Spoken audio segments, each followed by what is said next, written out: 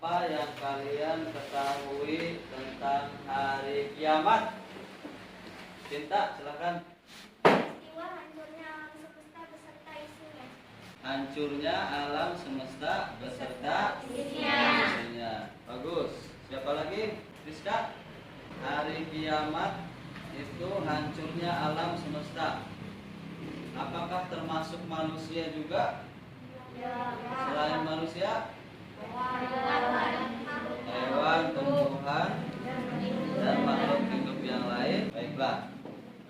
Pada pagi hari ini kita akan sedikit lebih mendalam membahas tentang apa itu hari kiamat. Ada orang yang menyebut bahwa hari kiamat adalah hari akhir. Ada juga hari kebangkitan. Ada juga hari pembalasan, ya.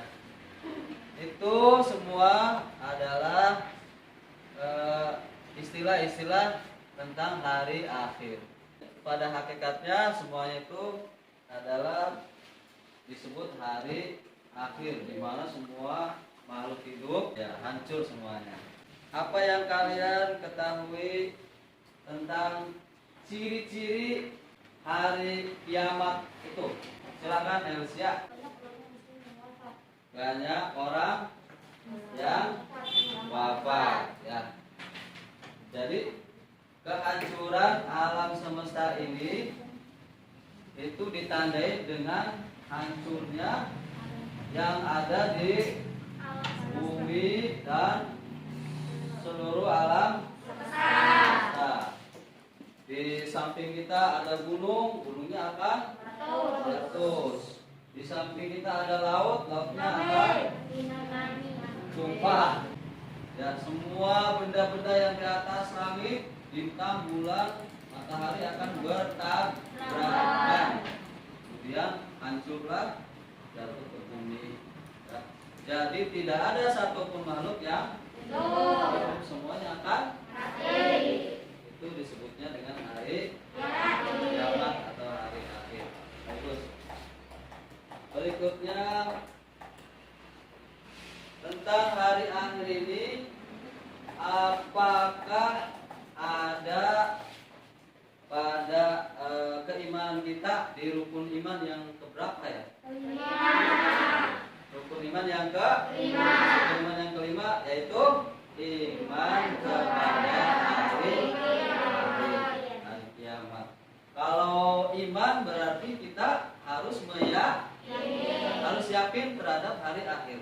Akan datang suatu hari hancurnya alam semesta, ya. Terus kita semuanya akan mati dan kita semuanya akan berpindah alam dari alam dunia ke alam akhir. Itu disebutnya hari akhir. Tanda-tanda hari akhir akan saya jelaskan karena hari akhir ini, ya, hari kiamat ini terbagi menjadi dua. Satu, kiamat sugro. Kiamat sugro itu apa ya? Kiamat kecil. Bisa secara bahasa kiamat kecil. Kiamat kecil bukan berarti kiamat kecil itu cuma bintang satu jatuh, bukan ya. Kiamat kecil itu banyak tandanya. Betul? Di antaranya apa? Siapa yang bisa? Langsung. Silakan Aldita. Tanah longsor, apalagi? Gunung meletus. Tsunami. Gempa bumi. Apalagi? Gunung meletus. Masih ada? Matinya setiap individu, disebutnya juga kiamat sugro. Di antara kita setiap individu kalau meninggal itu disebutnya kiamat sugro. Itu bagian dari hari akhir. Kiamat sugro atau kiamat kecil.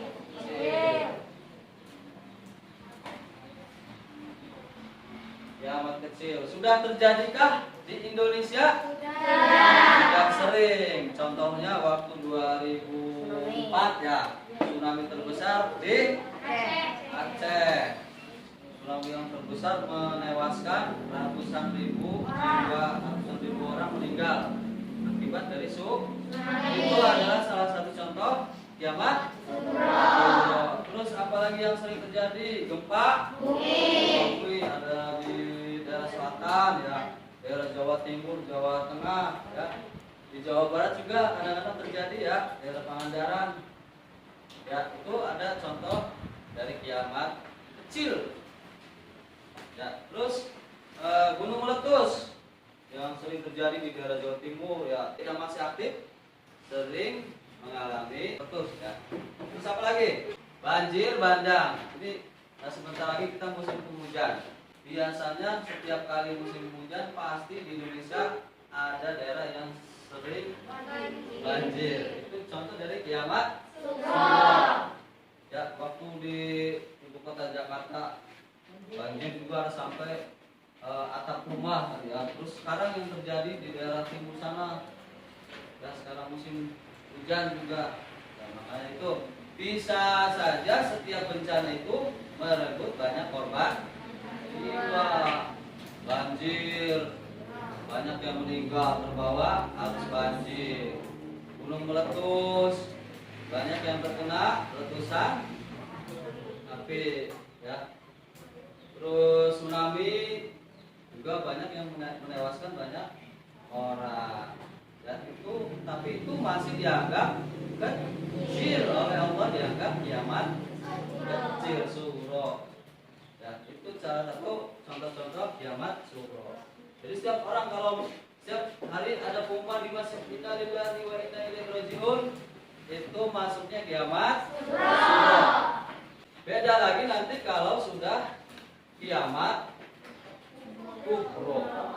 Kubro dalam bahasa Arab ya, kalau bahasa Indonesianya kiamat besar. Kiamat kubro atau kiamat besar. Silakan amati gambar yang ada di buku halaman 14 dan 15 tentang kiamat sugro. Sedangkan halaman 17 ada ya, bintang berjatuhan.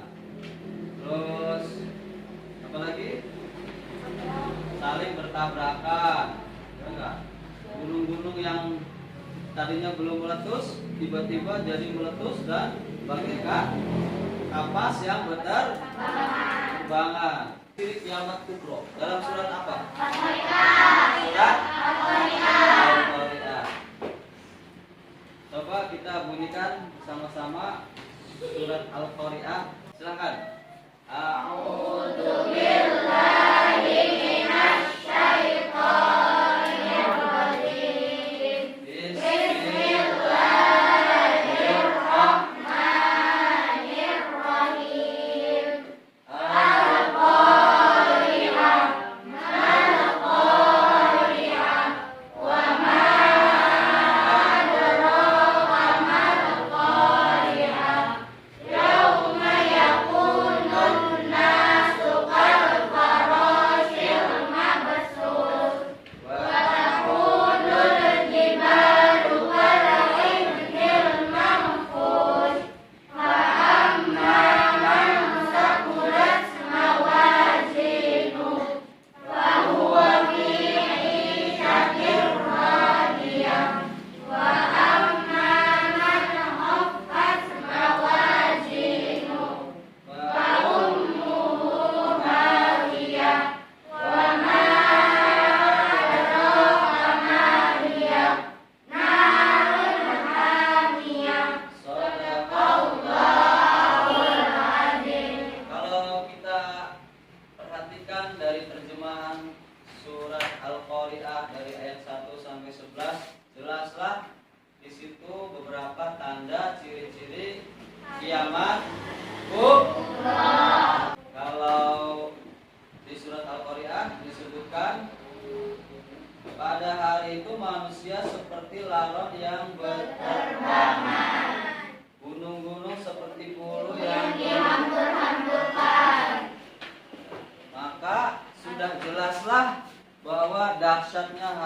kiamat itu tidak akan lepas seseorang dari kematian. Pada hari tersebut semua yang ada di muka bumi ini akan hancur, akan mati, dan akan berpindah alam. Disitulah manusia akan diperlihatkan amal baik dan amal buruk setelah terjadi kiamat. Apakah dari kalian ada yang tahu, Adinda, kapan kira-kira kiamat terjadi?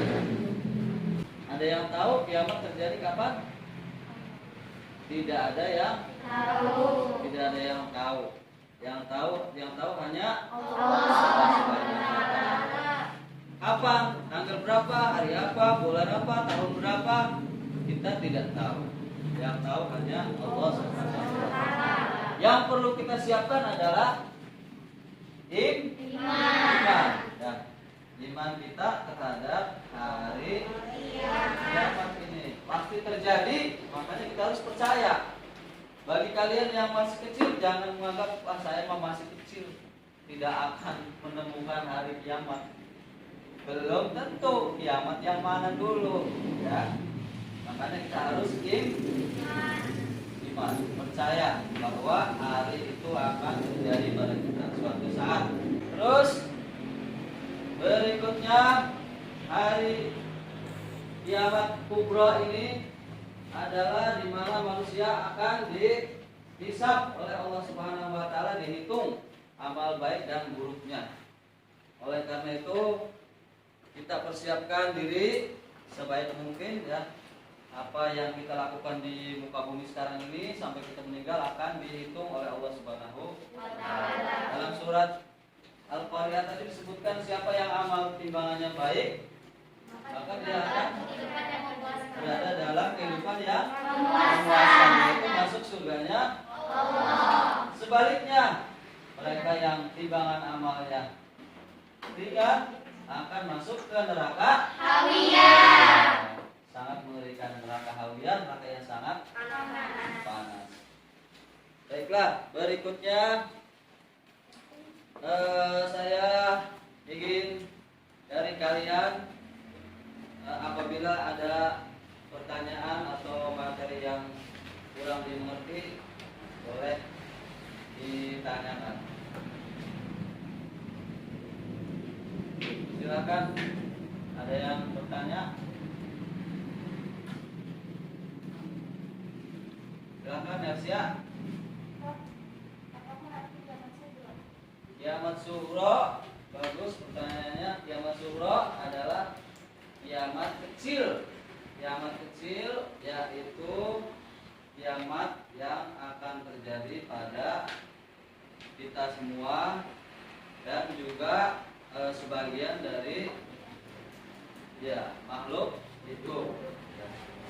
Dari contoh-contoh yang sudah saya jelaskan tadi, ya, itu adalah bagian dari kiamat kecil, ya, gunung meletus, terus banjir bandang dan seterusnya.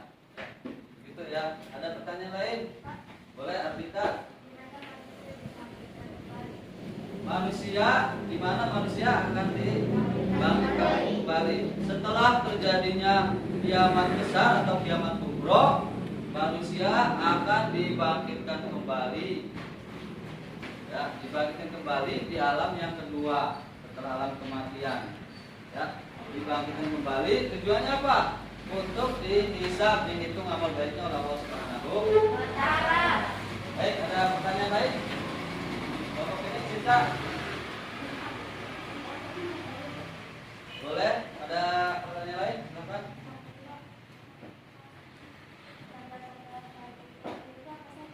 Tanda-tanda hari akhir tadi saya sudah singgung sedikit, ya. Hari akhir tanda-tandanya bisa dibaca di halaman 18. Tanda-tandanya banyak ulama yang wafat. Kalau sudah ditinggal sama ulama, berarti ilmunya Allah akan berkurang, sehingga banyak manusia yang semaunya sendiri. Betul ya? Terus dua, ilmu agama yang dianggap tidak penting. Pentingan ilmu umum daripada ilmu agama. Banyak kemaksiatan merajalela. Banyak laki-laki yang menyerupai perempuan. Begitupun sebaliknya. Terus banyak peperangan dan kerusuhan di muka bumi ini. Nauzubillah min dzalik. Mudah-mudahan para ulama kita tetap diberi kesehatan umur yang panjang. Amin ya rabbal alamin. Ada pertanyaan lain? Ya, silakan. Siapakah malaikat yang meniup trompet sangkakala? Ada yang tahu? Silakan Sinta. Malaikat Israfil. Malaikat Israfil tujuannya, tugasnya cuma meniup sangkakala, mematikan, menghancurkan alam semesta dan begitu pula membangkitkan. Silakan ada yang lain. Rizka. Mengapa manusia harus mempertanggungjawabkan amal perbuatannya? Karena nanti setelah kiamat masuk ke fase alam berikutnya, kita akan dihitung. Bagaimana amal kita tidak bagus, bisa dibayangkan kita akan masuk neraka. Kita harus mempersiapkan diri dengan amal-amal yang baik ya, selama kita masih hidup. Ada pertanyaan lain? Kalau sudah cukup, silahkan Bapak beri tugas, catat di buku kalian dengan mengisi, membuat kolom seperti ini.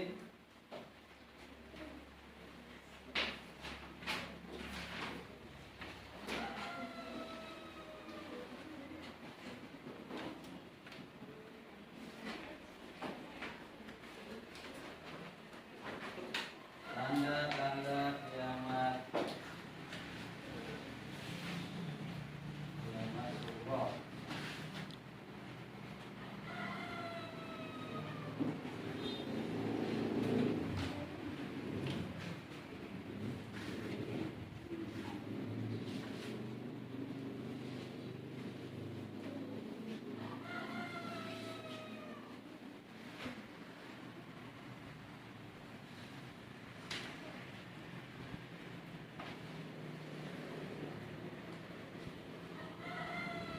Boleh sampai 5 saja, silakan tulis.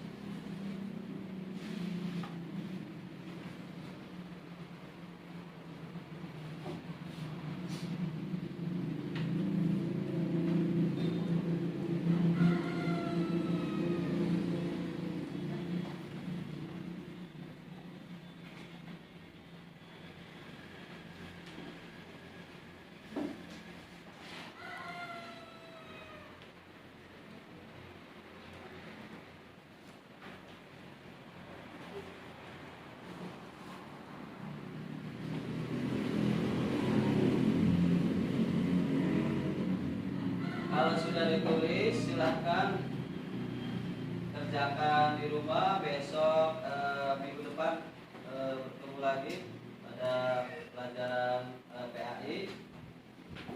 Tugasnya nanti dikumpulkan ya, dan kalian boleh berkemas, silahkan. Jadi kesimpulannya adalah bahwa kita harus meyakini adanya hari akhir, hari kiamat atau hari akhir.